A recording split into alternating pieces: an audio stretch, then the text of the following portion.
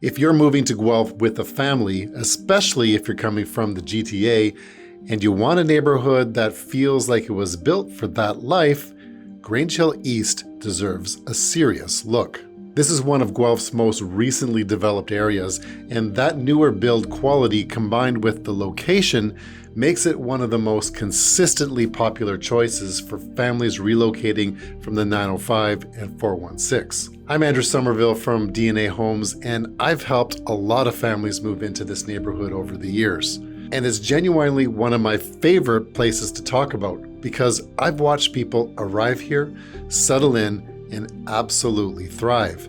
Let's break it down. Before we get into it, if you're researching a move to Guelph, I've put together a free Guelph relocation guide that gives you the full picture, the neighborhoods, the pricing, the commutes, the schools, what to expect from the process. The link is in the description and it's absolutely free, so go grab it. Actually, wait till you watch the end of the video.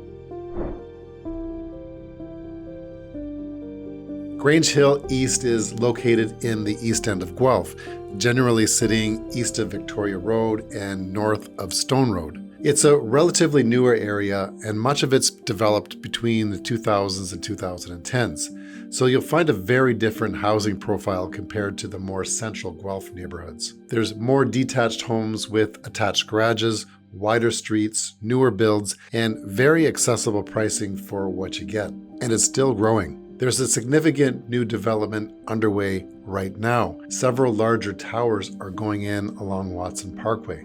Now, most of these are planned rental buildings, which speaks to how strong the rental demand has become in this part of Guelph. As supply starts to meet the demand, the ownership landscape here could shift as well.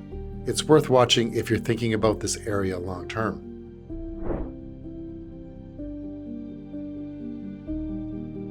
Grange Hill East is a family neighborhood in its true sense. The demographic here skews towards young families, many of whom are in exactly the same life stage. Kids in school, dual income, people who moved here from somewhere denser and more expensive. That shared experience creates community very quickly. Neighbors know each other here. Street hockey still happens. Kids actually play outside. I've helped a lot of people make this move over the years, and what I keep seeing is the same thing. Families arrive, they get settled, and within a few months, they found their people. There's something about this neighborhood that makes that happen extra fast. If that's the environment you're looking for to raise a family in, Grange Hill East delivers it.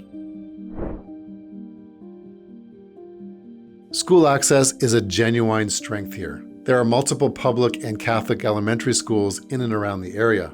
Secondary school access via the East End schools is solid. For families where school quality and proximity is a major factor in the buying decision, Grange Hill East holds up very well. And I'll add a personal note here. The track at the Catholic high school in this area is where I took my daughter Mila to teach her how to ride her bike. Wide open, flat, and safe. No cars, no distractions, just a dad, a kid, and a whole lot of wobbling. It's a small thing, but it's the kind of thing that tells you something about a neighborhood. The infrastructure here was built with families in mind. It's worth mapping out the specific school boundaries for whatever property you're considering. I can walk you through that in a consultation. There's a link for a call in the description below as well. If you've watched my Riverside Park video, you know that's where I discovered disc golf during COVID. Well, Grange Hill East has a fantastic disc golf course of its own, and it's actually a PDGA tournament course. And this isn't just a casual recreational course. This course recently hosted the Ontario Provincial Championships. It's also the home of the Royal City Open, an annual tournament typically held in July. And this draws players from all across the province. For disc golfers, this is legitimately exciting. To have a tournament caliber course right inside a residential neighborhood is something most cities can't say. And even if you've never thrown a disc in your life, the green space and trails come with it and are a real quality of life asset for anyone living nearby. And even if you've never thrown a disc in your life, the green space and trails that come with it are a real quality of life asset for anyone living nearby. Here's the part that GTA buyers often respond to most. Grange Hill East offers newer, detached homes at a price point that feels almost unreasonable compared to what those same homes would cost in the 905. Detached homes in this area typically range in the high 600s to the 900s, with some going over to about 1.2 million. And of course, it depends on the size, the age, and the finishes. You're often getting 4 bedrooms, a double garage, finished basement, and a usable backyard. That combination in Mississauga or Brampton pushes significantly beyond what most first-time buyers can manage. Here, it's attainable, and that's a meaningful word when you're building a life. The new rental towers going in on Watson Parkway are also worth keeping an eye on. As the supply comes online and the rental demand stabilizes, we may see more ownership product introduced to the mix. The East End is evolving, and that generally bodes well for long-term value. The East End of Guelph has developed well in terms of services. You've got grocery stores, big box retail, restaurants, and everyday conveniences within easy reach. But you do have to drive to get to it. Victoria Road is the main artery that gives you quick access to Stone Road Mall and the broader Guelph grid. What this neighborhood doesn't have is a walkable, independent coffee shop or the farmer's market vibe that some of the more central areas have. That's a trade-off that you'll need to have to be honest with yourself about. If walkability to boutique amenities is the priority, look at the west side or downtown adjacent neighborhoods. If daily convenience and family logistics are the priority, Grange Hill East checks those boxes efficiently.